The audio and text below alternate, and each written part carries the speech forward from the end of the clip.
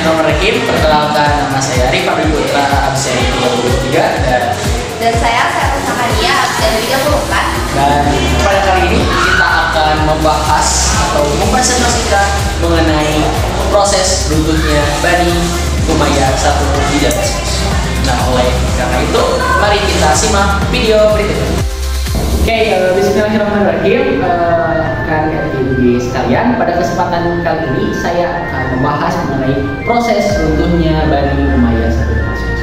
Yang harus kita perhatikan dari Bani Umayyah ini adalah Bani Umayyah didirikan pada tahun 661 Masehi sampai 750 Masehi. Dan dinasti Umayyah ini adalah salah satu dinasti yang besar yang dimiliki oleh Islam. Dinasti ini didirikan oleh Muawiyah bin Abi Sufyan, meskipun dalam prakteknya atau dalam penerapannya atau dalam kegiatannya itu banyak ahli sejarah yang menyatakan atau menginterpretasi bahwasanya proses yang dilakukan oleh Muawiyah bin Abi Sufyan itu adalah proses yang amoral atau tidak bermoral. Namun kalau kita lihat dari pandangan yang lain, bahwasanya proses tersebut ya sah-sah saja seperti itu. Nah, kenapa ini akan dibahas oleh kita? Karena kita melihat bahwasanya dinasti ini itu memiliki potensi yang sangat luar biasa. Yang pertama, mereka itu bisa memperluas wilayah itu sampai ke Asia, Afrika, bahkan ke Eropa. Hal itu ditopang karena dinasti Umayyah ini yang ditopang oleh Muawiyah bin Abi Sufyan ini memiliki pemerintahan yang terpusat, terus militer yang tangguh, dan yang paling penting pada zaman dinasti Umayyah ini adanya kemajuan dalam bidang Islam. Oke teman-teman, namun kejayaan tersebut tidak bertahan lama. Pada abad ke-8, dinasti Bani Umayyah menghadapi berbagai tantangan yang secara perlahan melemahkan fondasi kekuasaannya. Konflik internal, ketidakpuasan sosial, dan perlawanan dari kelompok-kelompok oposisi menjadi faktor utama yang mendorong kejatuhan dinasti ini. Di sisi lain, kebangkitan dinasti Abbasiyah sebagai kekuatan baru memberikan pukulan telak yang mengakhiri kekuasaan Bani Umayyah pada tahun 750 Masehi melalui pertempuran Zat. Teman-teman, kan tadi sudah dibilang ya bahwa meskipun Bani Umayyah satu ini mencapai banyak keberhasilan, tetapi terdapat juga ketidaksenangan yang signifikan dari masyarakat terhadap kepemimpinan mereka. Sifat ketidaksenangan masyarakat terhadap Bani Umayyah satu ini disebabkan oleh yang pertama, praktek rusaknya akhlak di kalangan khalifah. Banyak khalifah Bani Umayyah yang dianggap lebih memprioritaskan kehidupan mewah daripada kesejahteraan rakyatnya.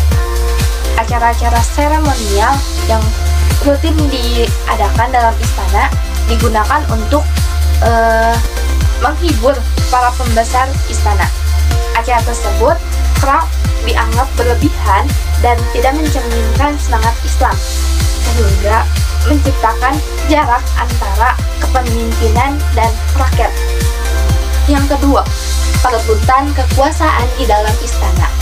Perebutan kekuasaan di kalangan keluarga istana ini menjadi faktor internal yang melemahkan Bani Umayyah satu. Contoh nyatanya yaitu terjadi pada masa setelah Khalifah Walid bin Yazid, Khalifah ke-12 yang wafat pada tahun 126 Hijriah. Terdapat dua klaim terhadap posisi Khalifah, yaitu Yazid bin Walid dan Ibrahim bin Walid. Selama 1 tahun penuh, tidak ada kesepakatan mengenai siapa yang menjadi penguasa sahnya. Pertikaian ini menyebabkan instabilitas politik dan memperburuk citra pemerintahan. Dampak ketidaksenangan masyarakat akibat lemahnya dukungan internal, yaitu banyaknya kelompok dalam masyarakat, termasuk para ulama dan tokoh berpengaruh, kehilangan kepercayaan terhadap Khalifah Bani Umayyah satu itu. Nah, salah satu dari proses runtuhnya Bani Umayyah satu itu pasti difaktori oleh konflik politik. Karena ya ada sebuah pepatah mengatakan apa yang kamu tanam pasti itu apa yang kamu buat. Nah, pada masa pemerintahan pemerintahan Khalifah Ali, sisa pengikut dari Syiah dan Khawarij itu terus menjadi gerakan yang mereka itu menjadi gerakan yang oposisi. Mereka beroperasi secara terang-terangan pada awalnya. Namun seiring dengan perkembangan zaman atau perkembangan Khalifah, mereka itu bergerak dari yang asalnya terang-terangan menjadi sembunyi-sembunyi. Namun gerakan-gerakan tersebut itu harus menggunakan atau gerakan-gerakan tersebut itu menguras banyak energi dari pemerintahan atau Khalifah Bani Umayyah tersebut. Jadi hal tersebut itu sangat-sangat mengaruhi untuk proses runtuhnya Bani Umayyah. Oke, dalam buku Tarikh At-Tabari, di situ Muhammad bin Jarir At-Tabari mengungkapkan bahwasanya salah satu proses runtuhnya Bani Umayyah itu karena adanya pihak oposisi, yakni dari kalangan Khawarij dan Syiah. Mereka itu secara masif terus mengganggu kekhalifahan, awalnya secara terang-terangan, lalu secara sembunyi-sembunyi. Namun hal tersebut itu menguras sumber daya, entah itu sumber daya politik ataupun sumber daya dari militernya tersebut. Nah, pada kejadian tersebut juga dari pihak oposisi antara Khawarij dan Syiah ini akhirnya itu malah memecah belah seluruh umat muslim, yang pada akhirnya hal tersebut itu akan memicu runtuhnya Bani Umayyah Selanjutnya adalah sistem pergantian khalifah melalui garis keturunan. Kita sudah mengetahui bahwasanya sistem tersebut itu dinamakan dengan monarki absolut.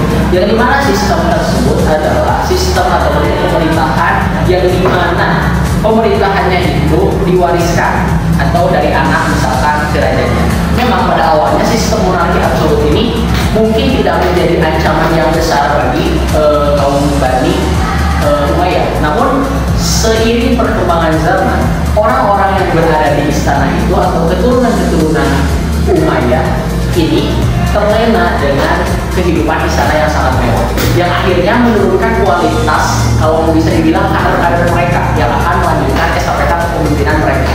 Dan puncaknya itu ketika ada pengangkatan itu, mereka itu mengangkat khalifah yang amoral karena pendidikannya itu yang ada di sana. Dan puncaknya itu mereka itu mengangkat dua kepemimpinan dalam satu dekade yang sama, yaitu mengangkat Yazid bin Walid dan Ibrahim bin Walid.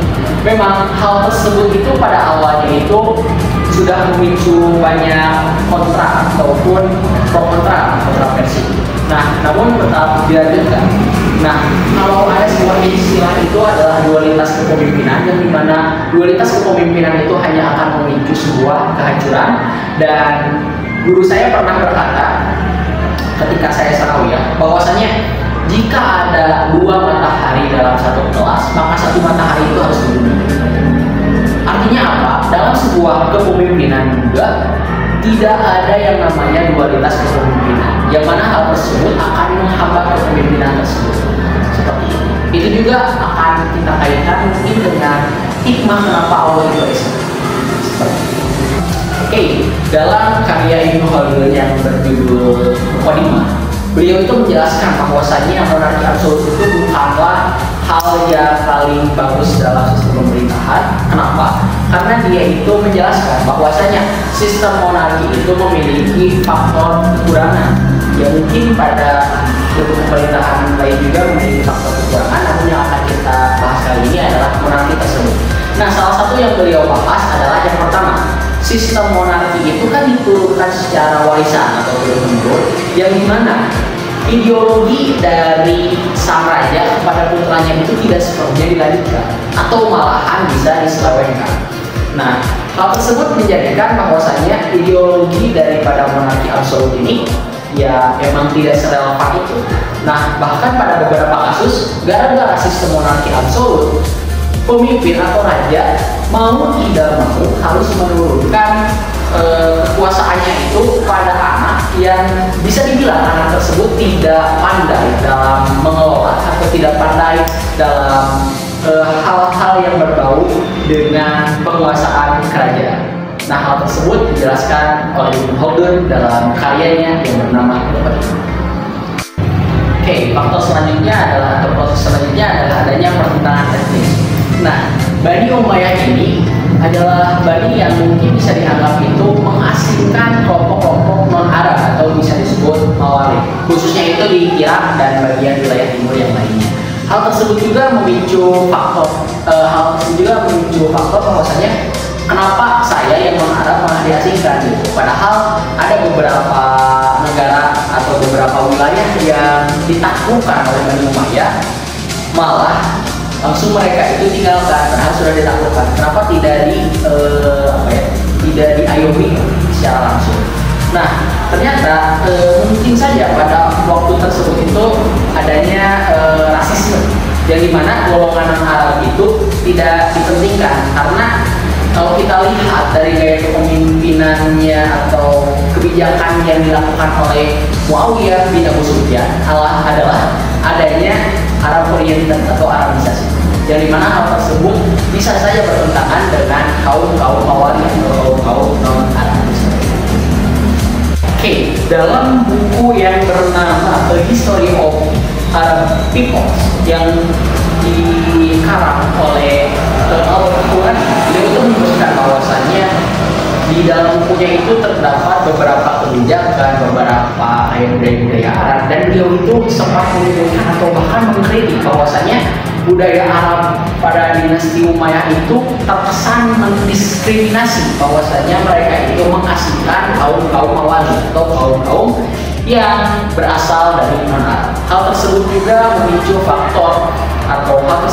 memicu proses runtuhnya Bani Umayyah, karena dengan hal tersebut Bani Umayyah kekhalifahannya itu tidak dapat menyatukan semua negara yang telah mereka taklukkan. Proses runtuhnya yang selanjutnya adalah hidup mewah, sikap hidup mewah, yang dimana Bani Umayyah ini seringkali terlena oleh kehidupan yang kemajuan infrastrukturnya lebih bagus daripada Khulafaur Rasyidin yang ada di sana. Hal tersebut memicu kehidupan yang mewah di antara orang-orang yang berada di kepemimpinan dinasti Umayyah. Nah, kalau dalam buku Karl Marx Des Kapitalis, yang dimana dia itu menyebutkan bahwasannya penguasa itu bebas melakukan hal apapun karena mereka itu yang menentukan kehidupan rakyat. Namun pada hal tersebut ini sangat bertentangan dengan ajaran Islam. Oleh karena itu beberapa ulama, mungkin bisa disebut ulama, mengeluhkan hal tersebut karena pada dasarnya Bani Umayyah ini berdiri itu untuk melindungi ajaran Islam. Namun pada faktanya atau secara de facto Bani Umayyah ini malah gugur dari pelindung ajaran Islam dan malah kayak sifat hedonismenya itu muncul. Seperti dalam buku The Venture of Islam, di situ Marshall Ferguson menyebutkan bahwasannya pada zaman dinasti Umayyah, mereka yang berada pada kepemimpinannya itu seringkali merasakan dengan hal-hal yang mewah, dengan hal-hal yang kekayaan, yang dimana hal tersebut memicu sifat hedonisme, dan mulainya di situ tergerusnya penerapan Islam, dan pada saat itu timbul ketidakpuasan dari masyarakat, yang mana tuntutan bahwasannya Bani Umayyah ini akan menjaga ajaran agama Islam ini sedikit-sedikit terus mulai tergerus. Nah, yang pada akhirnya guru saya pernah mengatakan bahwasanya seperti ini, dinasti Umayyah itu bukan hancur karena mereka itu ketinggalan zaman atau mereka itu ya tertinggal, tapi dinasti Umayyah itu tertinggal karena mereka itu melanggar perintah dari Allah. Yang pertama, mereka itu menerapkan sifat hedonisme, dan yang kedua yang sudah disebutkan pada faktor yang sebelumnya, yakni mengangkat dua kepemimpinan dalam satu negara. Jadi ya pasti gitu, seseorang atau pimpinan yang melanggar perintah Tuhan atau Allah pasti akan musnah. Itu dijelaskan dalam Al-Quran surat Al-Isra. Sesungguhnya kebatilan itu akan lenyap, dan sesungguhnya kebatilan itu akan lenyap, dan yang hak itu pasti benar akan datang. Selanjutnya yaitu peperangan melawan keturunan Abbasiyah.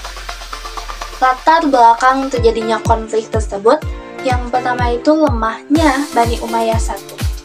Pemerintahan Bani Umayyah I ini pada masa akhir mengalami kelemahan di berbagai wilayah kekuasaan. Kepemimpinan yang lemah, ketidakpuasan masyarakat akibat ketidakadilan dan konflik internal yang tadi sudah saya jelaskan.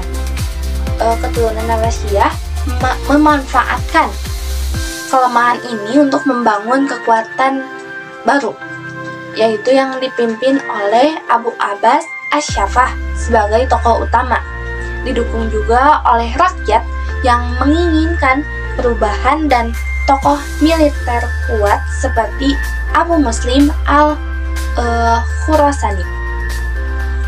Oke, saya akan sedikit menjelaskan tentang perang Ahzab ini. Lokasinya itu bertempatan terjadi di tepi sungai Ahzab, wilayah yang strategis di dekat perbatasan Irak. Bani Umayyah I ini hanya bisa bertahan di daerah sekitar Ahzab, wilayah pesisir Laut Merah yang berseberangan dengan Sungai Nil. Pasukan yang terlibat di kalangan Bani Umayyah I dipimpin oleh Khalifah ke-14 yaitu Marwan bin Muhammad yang berusaha mempertahankan kekuasaan. Pasukan sudah melemah akibat konflik internal dan minim dukungan dari masyarakat. Kemudian di kalangan Bani Abbasiyah ini dipimpin oleh Abu Abbas yang dibantu oleh panglima perang Abu Muslim al-Khurasani. Pasukan ini terdiri dari tentara bayaran dan menjadi dukungan besar dari masyarakat. Hasil pertempuran, pasukan Bani Umayyah mengalami kekalahan. Marwan bin Muhammad melarikan diri ke Mesir, namun dikejar oleh pasukan Abbasiyah. Marwan akhirnya ditangkap dan dibunuh di Mesir. Nasib Marwan bin Muhammad setelah tewas, jenazahnya dibawa kembali ke Madinah dan dimakamkan di sana. Ia menjadi khalifah terakhir dinasti Bani Umayyah I ini. Kemudian, akhir pemerintahan. Kekalahan di Perang Ahzab ini menandai bahwa runtuhnya Bani Umayyah I yang telah memerintah selama 89 tahun dari 661 sampai 750 Masehi. Setelah kemenangan, Abu Abbas memproklamasikan berdirinya dinasti Abbasiyah dengan pusat kekuasaan baru yaitu di Baghdad. Dampak kekalahan dari Bani Umayyah I ini, yang pertama, perubahan kepemimpinan. Pemimpin umat Islam beralih dari dinasti Bani Umayyah ke dinasti Abbasiyah. Abbasiyah memperkenalkan kebijakan baru yang lebih menekankan keilmuan, administrasi yang terorganisasi, dan hubungan lebih dekat dengan rakyat. Yang kedua, peralihan keluarga Umayyah. Sebagian anggota keluarga Umayyah melarikan diri ke Andalusia, yaitu yang berada di Spanyol, dan mendirikan kekuasaan baru di sana, yang dikenal dengan Bani Umayyah II, atau kekhalifahan Umayyah di Cordoba. Yang ketiga, perubahan pusat kekuasaan. Pusat kekuasaan Islam berpindah dari Damaskus, Bani Umayyah, ke Baghdad, yaitu Bani Abbasiyah.